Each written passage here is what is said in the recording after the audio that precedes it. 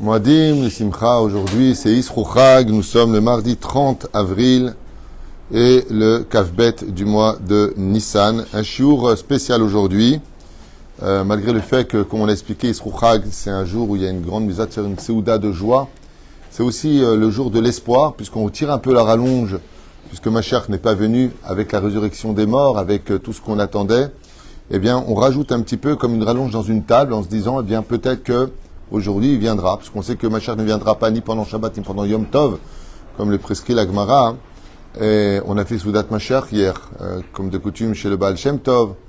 On a passé des merveilleuses fêtes, mais il y en a qui n'ont pas eu ce même mérite, qui n'ont pas eu cette chance, puisque aujourd'hui, le shiur qui a été demandé, un cours un peu spécial, qui s'appelle « Proche du cœur et loin des yeux ». C'est une maman qui a perdu son fils de 20 ans. Et qui aujourd'hui fait la Haskara apparemment, acheté par Gaël et Chaim Aïnouz, Shakadosh Baruch Hu Yivarech Otam B'Chol HaShalem, pour la Haskara des 2 ans, donc de leur fils parti, Eyal ben Gaël et Chaim, Alav Shalom Ruach Hashem, Tenachenu, Began Eden Elyon, V'chol HaShrachuvim Imo, Bichlal, Arachamim, V'asilichot, V'chen Yehi Ratzon, V'nomar Amen, Ki Yeh Nishmatot, Ruach Chaim, V'shilun Da'eter Dava, Bezrat Hashem, et que le mérite de cette étude que nous allons faire ensemble, comme ça a été demandé donc sur le thème proche du cœur, mais loin des yeux, parce qu'on pense toujours à lui, mais on ne le voit pas, eh bien, c'est un sujet qu'on a déjà développé sous plusieurs formes, on va essayer d'en parler aujourd'hui. Eyal était un garçon merveilleux, qui aimait la terre d'Israël, qui aimait la Torah, qui aimait les mitzvot, et il a trouvé la porte de son Gan Eden juste à l'âge de ses 20 ans. Il y a plusieurs façons de partir de ce monde. Il y a plusieurs façons de quitter ce monde. La façon la plus favorable est de partir de vieillesse.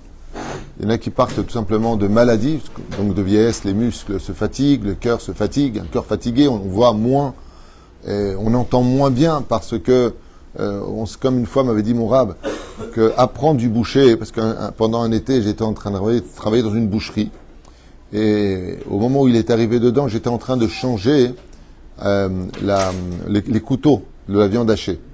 Et les couteaux de la viande hachée sont en acier. Et je lui ai dit, une fois par semaine, on les change, mais on les nettoie et on les aiguise. Alors il m'a dit, combien le miracle de la vie est grand. Si un couteau en acier qui coupe le saracol en acier de la viande, on a besoin de l'aiguiser une fois par semaine pour qu'il soit efficace, le cœur d'un homme qui dure 80 ans n'est pas changé. N'est pas changé. Combien le miracle de la vie est grand. Si l'acier, on est obligé de s'en occuper, qu'est-ce qu'on va faire de la viande? La viande qui est dans notre poitrine, notre cœur bat mamache avec un miracle absolument incroyable. On a beau dire que c'est un muscle, il fait comme ceci, comme cela, demandez à ceux qui sont partis d'un infarctus. Donc c'est vraiment très important de le comprendre. Et donc il y a ceux aussi qui partent de la maladie. Et puis il y a ceux qui partent dans un accident. Et puis il y a ceux aussi qui ne voient plus de lumière au bout du tunnel et qui mettent fin à leur vie. On appelle ça des suicidés. Dans le judaïsme, pour toutes ces morts-là, il y a des choses qui sont mina shamaim, il y en a d'autres qui viennent de la réflexion de l'homme. Le Ben Ishraï dit que pas toutes les personnes qui partent, il y a aussi un 6e, vous savez, lequel? Mitrayev benafsho. Par exemple, de sauter d'un endroit à l'autre sans mettre un filet de sécurité, et la personne rate son coup, elle n'a pas voulu ni mourir, ni elle était malade, ni elle est morte de vieillesse, ni elle a voulu se suicider. Elle a voulu simplement monter un peu d'adrénaline, comme faisaient beaucoup de jeunes pendant une époque, je ne sais pas si vous vous rappelez, mais il y avait une espèce de tendance dans le monde de s'étrangler. Vous vous rappelez de ça? Des gens qui s'étranglaient dans les écoles et tout ça. C'était vraiment devenu une espèce de jeu, d'une certaine façon. Hein?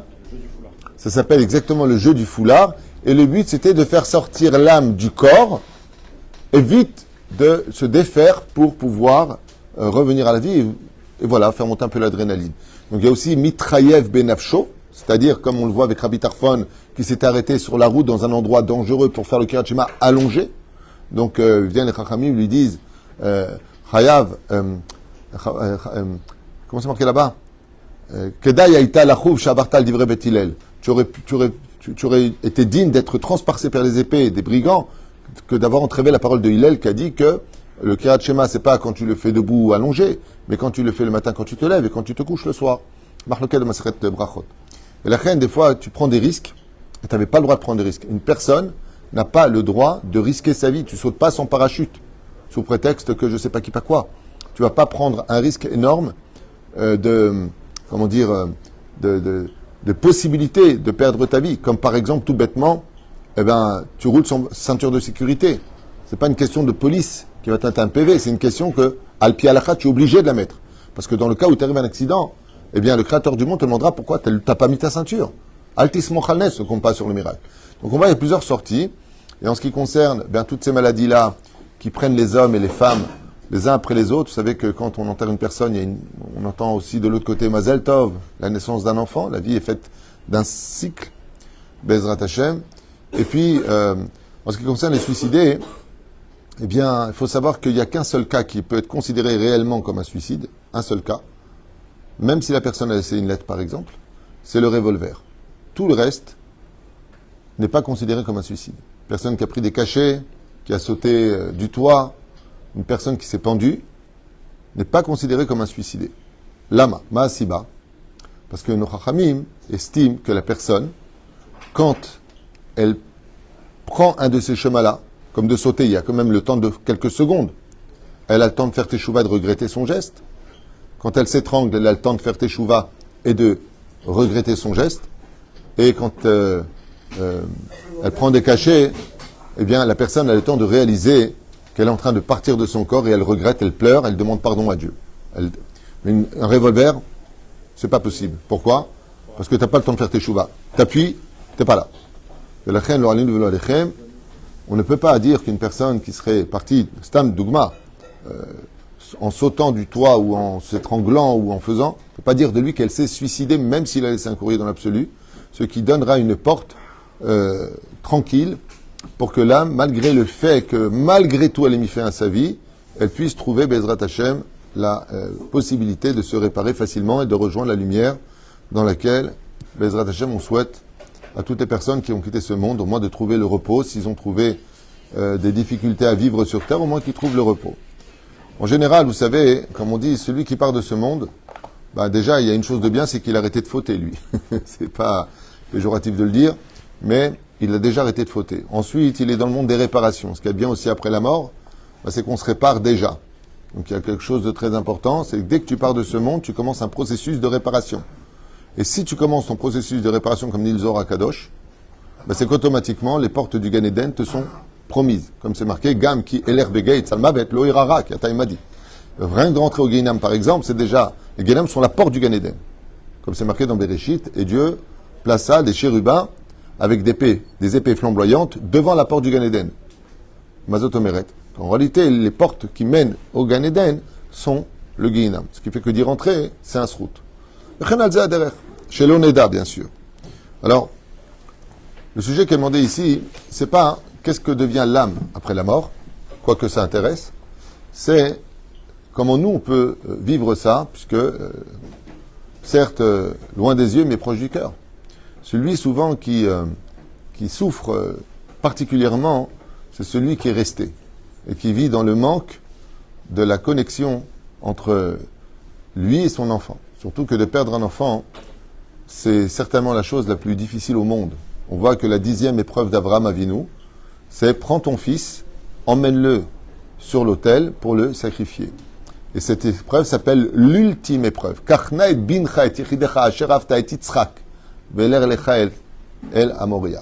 Prends ton fils unique, celui que tu aimes, celui qui s'appelle Yitzhak, prends-le. Pourquoi? Parce qu'il n'est pas de nature que les parents enterrent leurs enfants, mais que les enfants enterrent les parents. Ce n'est pas de nature que le père dise le Kaddish, mais c'est de nature que les enfants disent le Kaddish. Et des fois, il y a des mondes qui sont à Fouchim, surtout dans le monde dans lequel on vit aujourd'hui. Mais la reine Bezrat Hashem, l'une des choses qui est, je dirais, l'une des premières phases à développer, d'abord, il faut savoir que l'Askara se passe, que le cours est demandé aujourd'hui, je pense que ça doit être en rapport avec l'Askara, si je ne m'abuse, c'est que c'est très significatif aussi la période où on part de ce monde, c'est que nous sommes dans le jour de l'espoir aujourd'hui. Donc c'est pas n'importe quel jour aujourd'hui, c'est le jour de l'espoir par excellence. La deuxième chose, c'est comment toi tu considères la mort. C'est très important de comprendre ça. Si pour toi la mort est une finalité, si pour toi la mort c'est jeter une âme dans le monde de l'inconscient et de l'inconnu, dans un tourbillon qui n'en finit pas, alors effectivement, le deuil ne durerait pas 1 an, mais une vie. Mais si pour toi la mort n'existe pas, que la mort c'est justement le relais où les parents donnent à Hachem l'âme de cette association de Dieu, papa et maman, et que maintenant il est pris dans les mains d'Hachem, et que Dieu s'occupe de lui, alors la mort prend une dimension tout à fait différente de ce que nous pourrions définir. On aime nos parents, on aime nos enfants, on aime nos frères et sœurs, on aime les gens qu'on a côtoyés, qu'on a connus. Hein, si je te dis que Tartampion de la Bretonnière est mort, bon bah ok, c'est un juif qui est mort, mais bon, tu l'as pas connu, donc t'as pas de peine, que tu le veuilles ou pas. Tu dis, oh mince, mais ça va pas t'empêcher d'aller au restaurant tout à l'heure. Ce qui ne serait pas le cas si Chazvé Shalom, la personne tu l'avais profondément aimée, connue, avec qui tu auras encore créé des souvenirs. Donc automatiquement, c'est un petit peu la projection de comment je vis la situation d'une personne après la mort qui va définir ma douleur. Si je sais que Bezrat Hashem, comme ça s'est passé pour une Lo Aleinu Velo Alechem, une fille qui s'appelle Laurence, que j'avais été veillé une nuit, et qui est morte. Une fille de 23 ans qui est décédée. Et on l'a retrouvée dans la cuisine, sans vie. Et la mère était dans un état, bien entendu, comme on peut l'imaginer. Dans un état pitoyable. Je l'avais veillée à Jérusalem. Et j'ai même vu son visage, parce que le drap était un peu descendu. On voyait un peu son visage. Elle était si jeune. C'est peinant. Et 4 jours après, je vais voir la maman pour le deuil, quoi. Le Nachem Avelim, ce qu'on appelle Nichum Avelim, la consolation, et dire à la personne qu'elle n'est pas seule, qu'on est là, peut-être qu'on peut acheter quelque chose, peut-être qu'on peut faire quelque chose. Et je la vois, elle est très bien. Elle est passée d'une femme qui hurlait à la mort à une femme qui était très bien. Et quand elle m'a vu, elle était très contente, elle m'a dit, je voulais vous parler. Makara. Elle m'a dit, ma fille est venue me voir. Et elle m'avait dit de vous dire merci d'avoir veillé toute la nuit.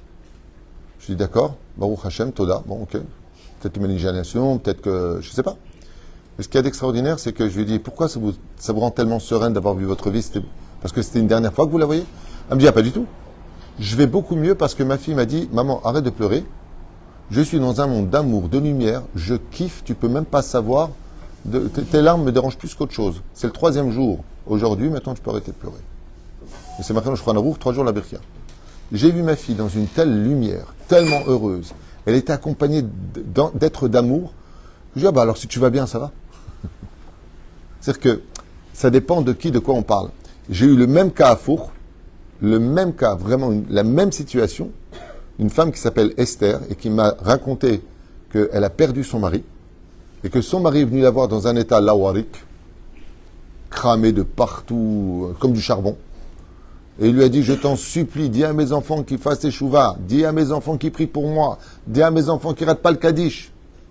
Il hurlait dans les rêves. Alors elle est venue me raconter ce rêve.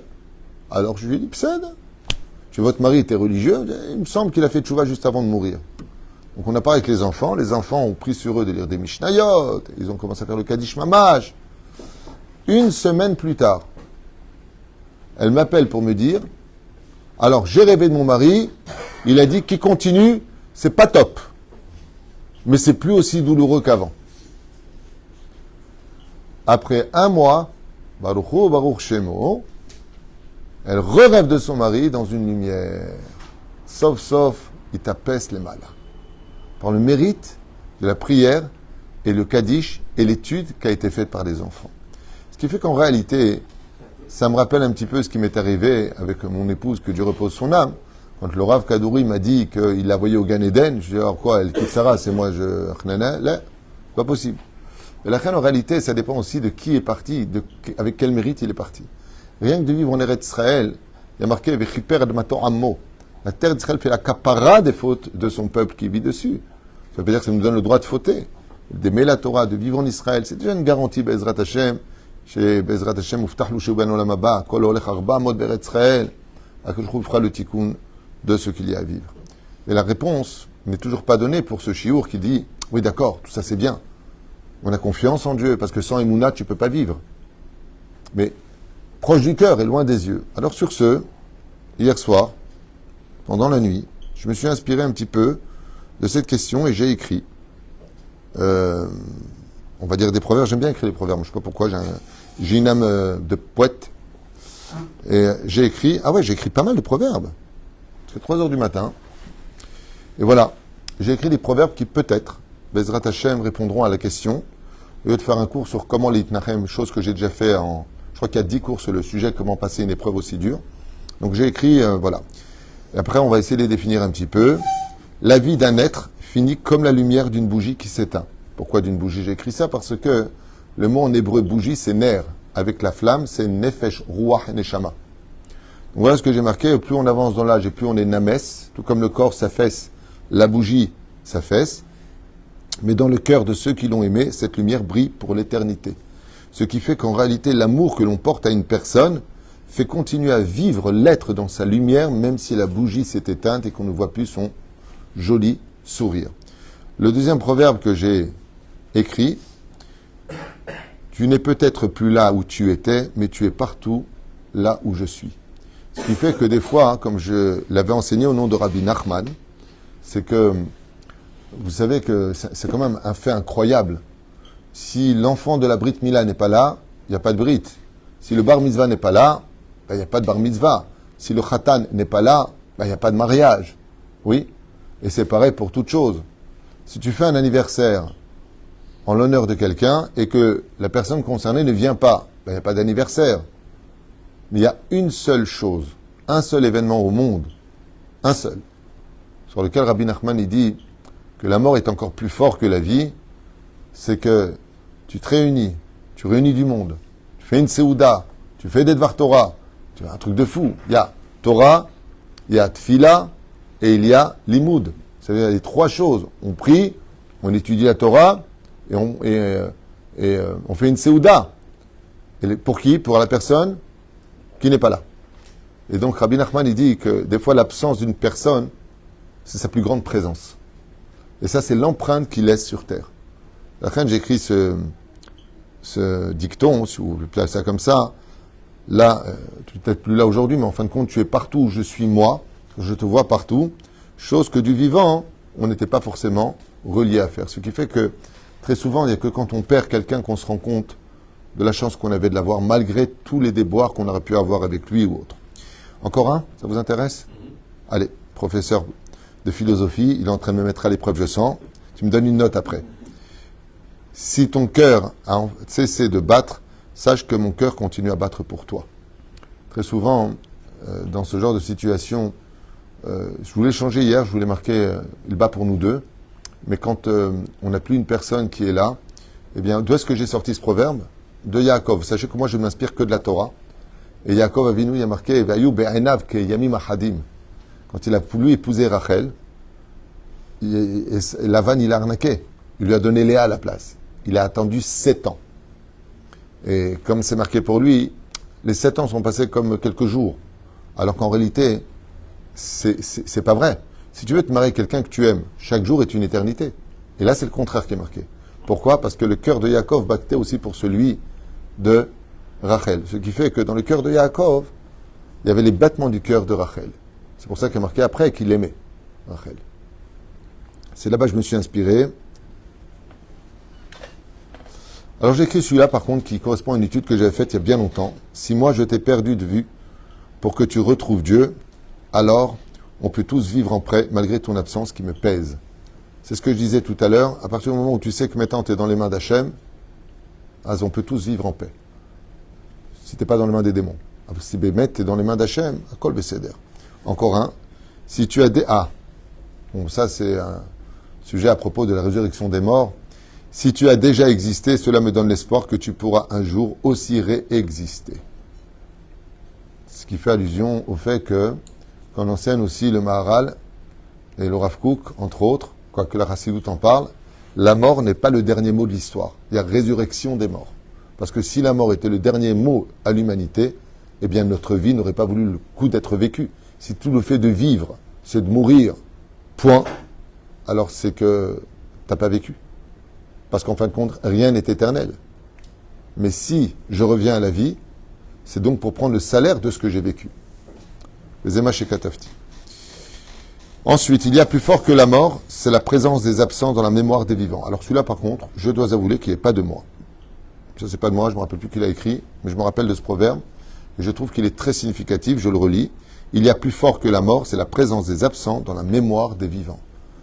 C'est quelque chose qui rejoint un petit peu le fait que, même si tu n'es plus là où tu es partout où je suis, ça rejoint aussi un petit peu Bezrat Hashem. Tout ça pour dire qu'on parle de proche du cœur et loin des yeux. Ensuite, la mort n'est qu'une âme qui continue à vivre en dehors de son corps et les anniversaires pour lui continuent avec juste un changement de date. Je ne sais pas si vous comprenez ce que je viens de dire. Quand un enfant vient au monde, on note la date de sa naissance et on fête son anniversaire. Et là, ce que j'explique, c'est qu'en réalité, la mort n'est qu'une âme qui continue à vivre en dehors de son corps et les anniversaires pour lui continuent avec juste un changement de date, c'est qu'on continue à ce qu'on appelle l'anniversaire de décès, le Yortzeit, en yiddish. Seulement, ce n'est pas la même date, c'est à la date du départ. Et donc, qu'est-ce que ça prouve? Que la mort n'existe pas. Puisque quand il est vivant, tu fais son anniversaire, et quand il part, tu fais son anniversaire. Le malheur de l'avoir perdu ne doit pas te faire oublier le bonheur de l'avoir connu. À méditer. C'est marrant, j'ai entendu un père qui a dit la semaine dernière à son fils avec qui il s'est pris la tête pour le fête. Il lui a dit, en tout cas, il y a une chose de bien entre toi et moi, c'est que le jour où je partirai, tu ne me pleureras pas beaucoup. Parce que son fils lui a dit, je te déteste, ou je sais pas quoi. Donc, il lui a dit, au moins, ce qu'il y a de bien, c'est que si je pars de ce monde, je sais que toi, tu souffriras pas beaucoup. Zema, sur ça, je me suis un peu inspiré, et que le malheur de l'avoir perdu ne doit pas te faire oublier le bonheur de l'avoir connu. Encore un. Bon, alors celui-là, par contre, il est très philosophique, c'est pour toi, ça. Face au manque difficile, remplis-toi des souvenirs heureux.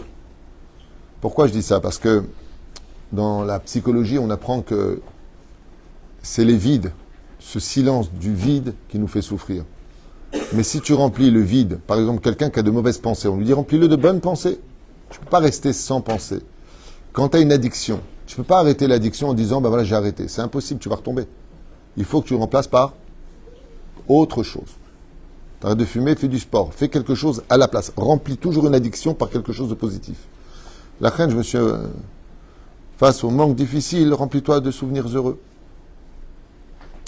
Allez, il m'en reste encore 1, 2, 3, 4, 5, 6, 8. J'en écris beaucoup, moi. Ah, vas-y. Vous parlez de ceux qui sont proches, qui d'entre nous se rappellent de ceux qui ont vécu il y a un siècle, 2 siècles, 3 siècles, complètement oubliés. On ne sait même pas qui était. C'est dans la suite. Si on les a oubliés, c'est qu'ils n'ont pas eu assez d'action pour un prolongement dans l'histoire. Tu sais, tu connais l'histoire d'Hillel Bralon. Tu vois Rabbi Shimon, Rabbi Meir, Rabbi Yehuda Bar Ilai. Ils ont vécu quand même il y a 2000 ans. Et on se rappelle d'eux. C'est qu'ils avaient le Bralon. Ça veut dire que leur lumière... Ils ont laissé une trace. Juste un instant. Oui, mais tous ont laissé une trace. Par exemple, tous les Tanaïm et Amoraïm, Savoraïm, on les étudie tous les jours. Dans notre famille. Alors... C'est les 3 siècles, je ne sais pas qui était qui. Ben moi, une fois, à Los Angeles, j'ai rencontré une personne qui m'a dit qu'il était des descendants de tel et tel rave. Il m'a même montré le livre qu'il avait écrit il y a 500 ans. Il y a 500 ans, il est mort. Il a laissé un héritage à ses enfants, qui a laissé un héritage à ses enfants. Et quand tu es une marque, comme Cartier, Yves Saint Laurent, je sais pas, qu'est-ce qu'il y a comme marque? Chanel. Quand tu es une marque, tu es une marque. Rabbi Yaakov Abu Hatzera, personne ne l'a oublié. Hein.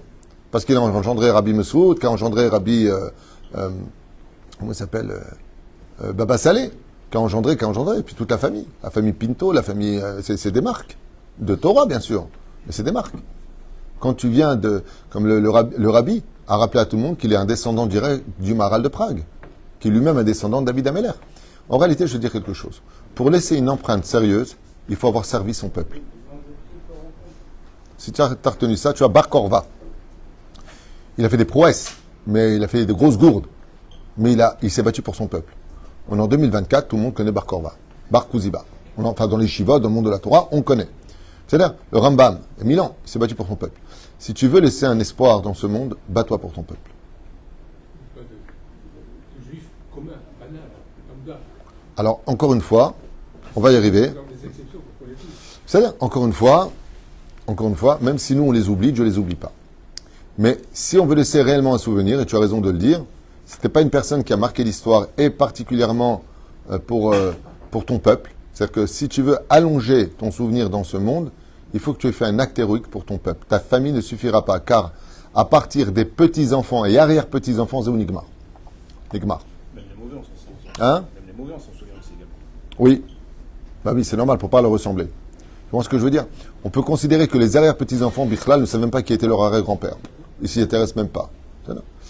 Mais c'est dû à quoi? Alors, c'est l'histoire de celui qui voulait faire un nom à Dieu et qui aimait les enfants de Dieu. Dieu lui a dit, je te ferai un nom et les enfants ne t'oublieront pas. Dieu déteste l'ingratitude. Dès qu'on fait quelque chose pour le peuple d'Israël, le Créateur du monde fait en sorte que son nom ne soit jamais oublié dans le peuple d'Israël. C'est un klal, c'est une généralité. Mais tu as fait du bien à ta famille. À qui? À ceux que tu as connus, pas à tes arrière-petits-enfants que tu n'as pas connus. Bon, pourquoi tu veux qu'ils se rappellent de toi? Il n'y a pas d'ingratitude à avoir. Si ce n'est que tu leur as donné la vie par le maillon de la chaîne familiale à laquelle tu appartiens. Donc je continue mes 6, et puis après si vous avez des questions. Oui? À ton avis, oui? Par rapport à tout ce que vous dites. Oui? Non, par rapport à tout ce que vous dites. Oui? Peut-être tu le dis, comme ça on avance? C'est la personne qui cherche pas le nom qui a un nom. C'est ce que je viens de dire. Je sais pas où tu étais, c'est ce que je viens de dire. Celui qui fait un nom pour Dieu, les Shem Shamaim. Donc c'est la même chose, seulement tu le dis à la tunisienne. Chazak ou Barou. Si je te sais heureux là où tu es, alors mes peines se soigneront plus vite. C'est l'histoire que je vous ai racontée juste avant, de cette maman qui avait perdu sa fille. Et Béhémet, ses peines se soignent beaucoup plus vite car elle la sait heureuse là où elle est. Ensuite, quand je pense à toi qui vis maintenant dans la lumière d'amour que Dieu te donne, je me dis que moi-même, je ne pourrais pas t'apporter un tel bonheur, alors sois heureux là où tu es. Cette phrase-là, elle est complètement de moi puisque je l'ai dit après les 7 jours de deuil de ma première épouse. C'est une phrase que j'ai sortie il y a 32 ans, 33 ans en arrière.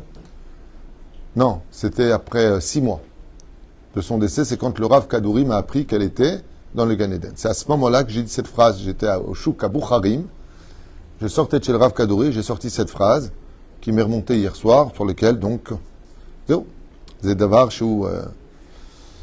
Quand je pense à toi qui vis maintenant dans la lumière d'amour que Dieu te donne, je me dis que même moi-même, je ne pourrais pas t'apporter un tel bonheur, alors sois heureuse ou heureux si c'est un garçon. C'est une phrase que j'avais sortie de mon cœur à l'époque. Tov. Encore 4 proverbes, enfin 4 citations plutôt. 6 mois, j'ai tellement besoin de ta présence, je n'oublie pas combien toi, tu as besoin d'entendre mes prières. Ça veut dire ne sois pas tellement égoïste en disant que tu me manques. Parce que lui, ce qui lui manque maintenant, ce sont tes prières qui sont comme une espèce de consolation là où il est. Si tu n'as pas pu prendre la clé de la porte de ton paradis, sache que mes actions et mes prières pour toi te montreront cette clé jusqu'à toi. Bon, ça c'est quelque chose que tout le monde connaît, que tous les rabbinim demandent à des personnes qui ont perdu un proche. Faites Torah ou mitzvot pour lui, les Ilou Nishmato. C'est pour cela d'ailleurs qu'on met des papiers sur les tables et que toutes les bénédictions, les Ilou Nishmat, comme le cours qui est fait aujourd'hui pour lui, les Ilou Nishmat, que chaque parole que nous disons de Torah monte jusqu'au ciel. Et qu'est-ce qu'elles font ces paroles qui montent jusqu'au ciel? Elles élèvent l'âme à monter comme une espèce d'ascenseur, un tapis volant qui emmène cette âme vers les sphères célestes dans le monde de l'harmonie. Allez, encore 2, et je vous laisse tranquille. Le nom d'un être cher est plus fort que la meilleure des huiles. Alors ça, c'est pas de moi par contre, c'est le roi Salomon. Je vous le dis tous les Shabbat matin. Tov Shem Mishemen Tov Miyom Amavet Miyom Ivaldo. Alors je me suis inspiré de ce verset-là hier soir. Donc, le nom d'un être cher est plus fort que la meilleure des huiles, car la terre absorbe l'huile de qualité sans laisser le moindre souvenir, tandis que ton nom remonte sur nos lèvres, même après des années où tu es sous terre. Bon, je sais d'abord que le nom d'une personne, l'huile remonte toujours. Tu mets de l'huile dans un produit, il remonte. Tu mets de l'huile dans la terre, il ne laisse pas de souvenir après quelques jours. Tu vois même plus la trace où tu as versé cette huile. Mais le nom d'une personne, quand tu mets le corps sous terre, lui, il remonte là où la meilleure des huiles ne peut pas remonter, puisque nous parlons de lui aujourd'hui après 2 ans.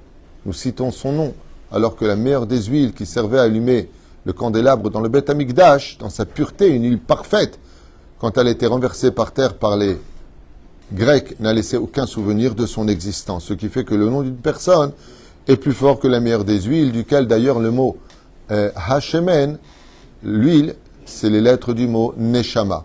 Pour dire que qu'est-ce qui se cache dans la meilleure des huiles? La Neshama. Encore une histoire de Tunisien. Et cette phrase-là, la dernière que je vous ai notée, c'est justement ce que tu viens de dire. Tu te rappelles, je t'ai dit que j'en parle? Et voilà, elle est là, c'est en bas. Les défunts ne cessent de crier aux vivants. Tant que vous rappellerez mon nom sur terre, je continuerai à vivre dans le ciel. Et ça, c'est quelque chose que tous les Gdolé Israël, le Rav Shach, Gdolé Israël, le Rav Shach, qui est mort à 108 ans, il a promis avant de mourir sur son lit de mort que celui qui rappellera son nom à faire des télim pour lui, il priera pour lui du monde d'en haut. C'est ce qu'on appelle le système de la Magen David. La Magen David part du bas large vers une pointe vers le haut. C'est-à-dire que ça s'adresse à une personne.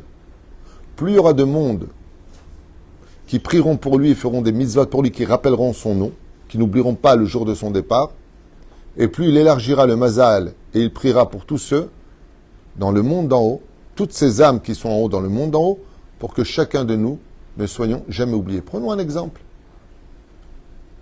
Vous savez que quand vous faites la Iloula d'un tzaddik, chacun a son tzaddik. Il y en a qui vont faire, toi par exemple, tu es très attaché, comme moi d'ailleurs depuis que j'ai appris sa biographie, Rabbi Yitzhak Abu Hatzera, le 4e fils de Rabbi Yaakov, le dernier. Et celui qui rate pas sa Iloula, celui qui va par exemple, Rabbi Amran Ben Diwan, va distribuer ses livres, il fait sa Iloula, Baba Saleh, le Rabbi Lubavitch, le Rav Kook, le Rav Ovadia, tu rates pas la Iloula. Sache que le jour où toi tu pars de ce monde, c'est eux qui viennent te chercher.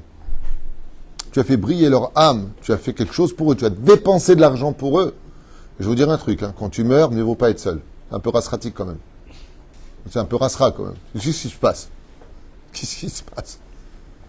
Un peu dur. Mais quand on vient te chercher, c'est alors, ah ouais, ben non. Et la reine, n'oubliez pas les iloulotes, Bémet, combien nos grands-mères étaient plus que tout le monde attachés à ça. Je me rappelle qu'à Netivot, je voyais les grands-mères préparer la iloula, par exemple, de Baba Saleh. Il n'y a pas de traiteur, rien du tout. Tu donnes à personne à Mitzvah, c'est moi qui fais tout. Et il n'y a pas d'heure, il n'y a pas de dépenses, il n'y a pas d'heure. Tout était fait Béhava, avec amour. Bézé Peroucha Davar, pour lequel les défunts ne cessent de crier aux vivants, tant que tu rappelleras mon nom sur terre, je continuerai à vivre dans le ciel. C'est quand tu m'oublies que je suis obligé de me réincarner. C'est-à-dire que quand mon nom n'est plus une lumière dans le monde d'en haut, alors je serai obligé de... Ce qu'il y a d'extraordinaire, ce que je trouve extraordinaire, prenons le cas de Rabbi Moshe Ederi. Mon Rav, Zachat Tzadik Kadosh Ivracha, il ne voulait pas qu'on l'appelle Rav. Il dit, monsieur. Et chaque fois qu'il faisait quelque chose, il disparaissait. Il ne te laissait pas le temps de lui dire merci. Il a tout fait pour se cacher. Tu dis aux gens, Rabbi Moshe Ederi Ba'africha, qui est pourtant un grand mausolée à côté du Baba Saleh, à Netivot, les gens ne connaissent pas. Les gens ne connaissent pas. Aujourd'hui, les gens connaissent. Ce Beth Midrash est celui de Tedvav, où il y a là-bas les Dayanim et ici les Rabbanim, porte le nom de Rabbi Moshe. Oel Moshe, c'est le nom de Rabbi Moshe Ederi, et aussi de Moshe Rabbeinu Haemet. Abal, c'est en son nom à lui. Et son cadre est derrière. Ce qu'on peut constater, c'est que même celui qui veut cacher son nom, mais qui a honoré Hachem, pour ne laisser que Hachem. Je vais raconter l'histoire de Rabbi Moshe Ederi Zatzal. Extraordinaire. Une femme vient le voir. Et elle pleure, à l'époque des francs, hein, c'est pas des euros, parce qu'elle n'a pas de quoi faire la bar mitzvah de son fils. Acheter des habits, acheter des tefilines, faire une petite fête, quelque chose. Et Rabbi Moshe lui demande comme ça dans son salon, combien vous pensez que vous aurez besoin? Elle lui dit, ce serait beaucoup d'argent que votre arabe, il me faudrait au moins 20 000 francs à l'époque, pour ceux qui comprennent c'est quoi le franc. 20 000 francs, c'est au moins 3 mois de salaire en France en moyenne, hein, à l'époque. Ouais, ça peut être un salaire pour une personne qui travaille au chantier, mais 20 000 francs, c'est pas peu d'argent. Et Rabbi Moshe, il dit, aïe, aïe, aïe, aïe, aïe. Bon, laissez-moi donner un coup de fil. Il appelle qui? Patrick. Il dit, Patrick, est-ce que tu peux venir me voir et tu n'oublies pas ton chéquier? Bon, Patrick, c'était un dimanche matin. Il monte. Il dit, voilà, il est là. Lui, il va vous sauver. Lui, il va vous sauver. Cette dame, il faut que tu l'aides. Patrick Smadja, il faut que tu l'aides. Elle n'a pas de quoi faire la bar mitzvah. Tu as une grande mitzvah à faire. Fais-lui un chèque de 20 000 francs. Attends, Patrick, il est chidi. Chidi. Qu'est-ce qui se passe? Rabbi Moshe Ederi, il lui dit, il sort son chéquier, il fait 20 000 francs. Il lui donne et elle commence à le bénir. Et elle se met à pleurer. Merci, merci, merci monsieur, merci, merci. Et elle s'en va. Rabbi Moshe Ederi, il ferme la porte derrière elle, il ouvre son tiroir, il prend son chéquier, il fait 20 000 francs, il les donne à Patrick. Alors il lui a dit pourquoi? T'as pris les brachot, c'est bien. Quand on fait ce genre de geste où on veut même disparaître au niveau de l'action que l'on fait soi-même, tu peux être certain que Dieu dira à toi, tu t'es caché toute ta vie, je vais te dévoiler au monde. Rabbi Moshe Ederi ba'africha zecher tzadik vekadosh ibracha. C'est pour Moshe d'abord. Un truc comme ça, tu es bon, tu sais quoi? Bon. Pas un peu de caméra, il n'y a pas un peu de Hazakou Bakbouk. Il n'y a pas un peu de tout ça. C'est pour Moshe d'abord. Est-ce que c'est bien de montrer, faire l'inverse de ce qu'il voulait, de montrer, voilà, on fait une synagogue, on fait le kavod extérieur après? C'est marrant que tu dises ça parce que le jour où on a créé cette synagogue, il est venu voir quelqu'un que je connais et il lui a dit demande à mon élève pourquoi il a fait cette synagogue. Alors je lui ai répondu sur sa tombe parce qu'il fallait que je le fasse. On a fait pour notre papa à Jérusalem, Aureliaou. Mon père m'a apporté mon corps, il m'a apporté la vie, je lui donne ma vie. Et Rabbi Moshe Ederi m'a apporté la teshuva, je lui donne mon monde futur. Donc ça aurait été ingrat de ma part de ne pas faire quelque chose pour lui. Donc à la limite, il n'a rien demandé. Mais nous, on est Tunisiens, lui, il était Marocain. Et les Tunisiens, on a un proverbe très connu, on fait ce qu'on veut. Non, je n'ai pas dit ça, lui. Zeperoucha Dava. Ota vera botai, Bezrat Hashem Barach. Voilà ce que j'ai écrit. Je voulais le partager avec vous, Bezrat Hashem, pour loin du cœur et proche des yeux. C'est un cours qui n'est pas facile à mener à bien. Mais j'espère que Bezrat Hashem, ces 10 proverbes ou citations que j'ai écrits, dont une seule n'est pas de moi d'ailleurs, apporteront du réconfort à ce tzaddik qui est parti de ce monde. Chez Bezrat Hashem, qui soit dans la lumière d'Hashem, Roi Hashem tenachenu began Eden Elyon, Elia ben Gael Chaim, et que Bezrat Hashem triat emetim par le mérite de leur teshuva, par le mérite de la Torah et des mitzvot qu'ils pratiquent, Yalet Nishmato Kezor Arakia, et que bientôt Bezrat Hashem parmi nous, ils reviennent, comme je vous l'ai dit. Aujourd'hui, c'est Isru Chag de Pessah, et comme il y a marqué, ceux qui sont en retard, ou ceux qui étaient impurs, ils pourront se rattraper à Pessah Sheni.